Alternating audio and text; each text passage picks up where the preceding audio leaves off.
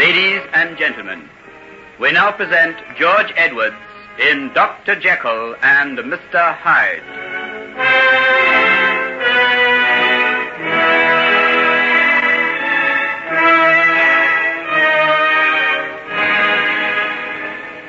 Let me see now. I'll want this little box of medicines, the thermometer, a stethoscope, some cotton wool. Do you know where the doctor keeps his antiseptics, Nellie? I'm not sure, miss, but I think they're in that cabinet over there. Oh, yes, that's right. Now, I wonder what else I'll need. By the way, where's Poole? He went away yesterday morning, miss. Went away? Yes. I'm not certain, but I think he's gone to try and get Dr. Lanyon to come back from his honeymoon. He's been awful worried over the master, miss. Yes, I suppose so. Has Mrs. Poole been in charge while he's away? Yes, miss. She's downstairs now, getting a tray ready to take over to the doctor. A tray? That's his orders, miss. 3 times a day, food's to be taken over to him. It's to be placed outside the door, and then whoever goes over with it is to leave at once. We never see him, miss. There's the empty tray waiting for us when we get back, and not another sign. I see. There's Mrs. Poole coming up with his supper now, miss. Will I tell her you're here? No. I'll go out and see her myself. Ask someone to get me a cab, will you? I must hurry away as soon as I can. Yes, miss. I'll do it right away. Thank you. Mrs. Poole? Lord, Miss Peters, how you gave me a start. I never dreamt of seeing you back here so soon. Are you feeling better, miss? Yes, I'm all right. There was nothing really the matter with me. I only needed a little rest. Tell me, Mrs. Poole, have you seen Dr. Jekyll? No, miss. None of us has. Not since the night after you left. And how was he then? Oh, dreadful, moody and depressed, miss. Never touched a bite of his food and didn't say a word to no one. Poole told me that he spent most of the night in his study writing letters. Round about daybreak, he heard him pacing up and down like as if he had something terrible on his mind. Yes. Go on. Well, you know, miss, that Poole's never the one to pry on his master. But the fact is that he was that worried he never slept a wink the whole night through. At last he got that bad that he got up out of his bed. Did he see the doctor? No, miss, but he heard him. He came back pale and trembling and sat on the edge of the bed not knowing what to do. He told me that he heard the doctor sobbing down in that empty room and it fair broke his heart to listen to it. Oh, if only I'd been here. Well, I don't know that you could have helped, miss. It wasn't long after that we both of us heard him slam the door that leads to the courtyard at the back of the house. Then we heard his footsteps going over the paving stones and the sound of his key in the lock of that building where his laboratory is. I don't know why it was, miss, but the both of us held our breath. There seemed to be something strange about the sound of his footsteps dragging slow and terrible across them stones. And then the door shut, and there was silence. And there's not been any one of us has set our eyes on him from that time on. Oh, Miss Peters, what do you think's come over him? I don't know, Mrs. Poole. I don't know. But we must do as he says. Leave him alone and hope and pray that it will pass. Will you come out with me now? I daresn't go alone. I always get one of the maids to come with me. Why? What are you afraid of? Wait till you hear.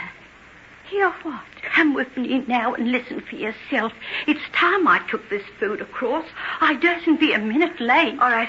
Wait a minute. I'll open the door. Oh, listen to that wind. Oh, I hate this courtyard. Always damp and never gets the sun. Look, the sky's quite bright, but it's dark in here already. Mind where you're going. Them stones are full of holes. Look. What? Oh, it's him, sitting at the window. Oh, the poor gentleman, how pale and ill he looks. Oh. He hasn't seen us yet. Don't move.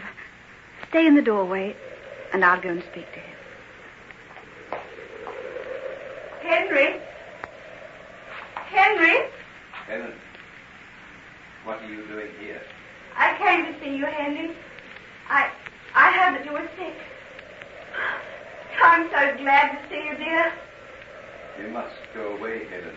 Please don't send me away. I just want to be near you in case there's anything that I can do. No. No, it's quite impossible. You can do nothing. I beg of you to go. Now, at once. But why? Because... Oh, Helen! Henry! Henry, what's the matter? Oh, Miss Peters, Miss Peters. Oh, what does it mean? Did you see? Yes. What's come over him? That look on his face before he shut the window down. It froze the very blood in me veins. Listen. Oh, that's it. That's what we've been hearing all the week. Day and night it is. Do you wonder that none of us dares come out here alone? Oh, this can't go on. We've got to do something. Yes, but what? That's why Poole's gone for Dr. Lanyon. We had to have some help. Oh, but he mightn't be here for days. Oh, I'm going to do something now. Are you willing to come? I've got to go into that place with the food, and none of the others will venture. Come along, then. We'll go together. Oh, just listen to that wind. Oh. Heavens. Dark in here. I can hardly see a thing. There's a lantern just inside the door. Oh, wait a minute till I light it. Thank you. There. Oh, that's better. Now, you wait here. Where are you going, Miss Peters? I'm going to speak to him through the door. Oh, no, you mustn't. Don't you realize that something dreadful has happened to Dr. Jekyll? You expect me to stand by and do nothing about it? But listen to that voice crying in the room up there. Is that Dr. Jekyll? Who else can it be? Whoever it is that's crying out like that, it's never Dr. Jekyll. I've served him 20 years, miss, and I couldn't be deceived. There's someone else in that room with him. But who it is and why he stays there is something that I dursn't even guess at. All the same, I'm going to speak to him. You wait here and I'll go up the stairs alone. Oh, I wish you wouldn't, miss. I do indeed. Henry? Henry, can you hear me? Who's there? It's Helen. Henry, won't you see me? Go away! But Henry, I wanted to... Go away! Go away! How dare you come here? I told you not to come. Go! Go! I Go! want to help you. You must let me in. Help me, you!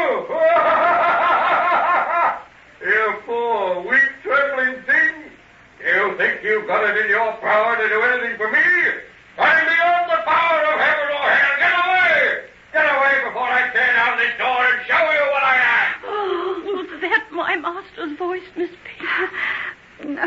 Oh, you see, it ain't any use. We'll have to wait till Poole comes back with Dr. Lanyon.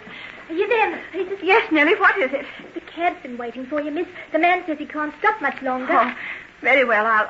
I'll come now. Nellie, will you stay here with Mrs. Poole while she takes the tray to the door? Oh, dear. All right, then. I'll stay if you're nervous. No, it'll be all right. It's just that it fair gives me the creeps over there. Well, if I can go right up to that door and put the tray down, you ought to be able to stay down here. Very well, then, but don't be too long. Oh, you needn't worry over that. You go, Miss Peters. We'll be all right. I must go to that sick child. And if I miss this cab, goodness knows how long it will be before I get another one. Of course, miss.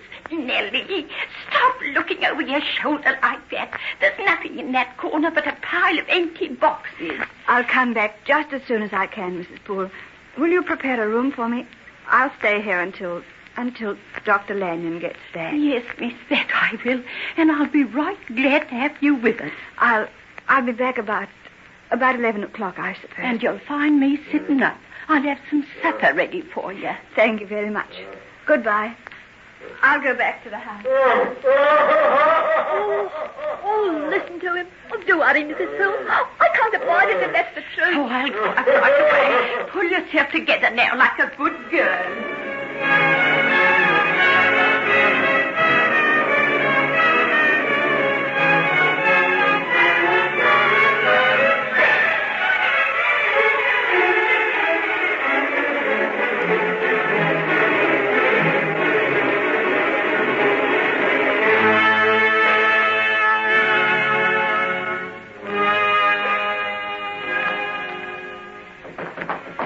Open this door.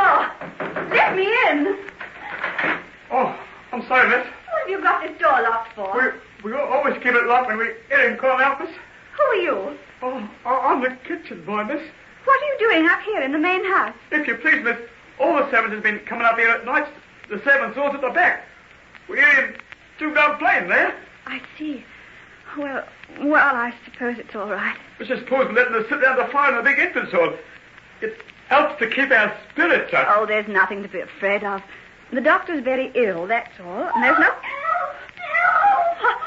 Nellie, what's that?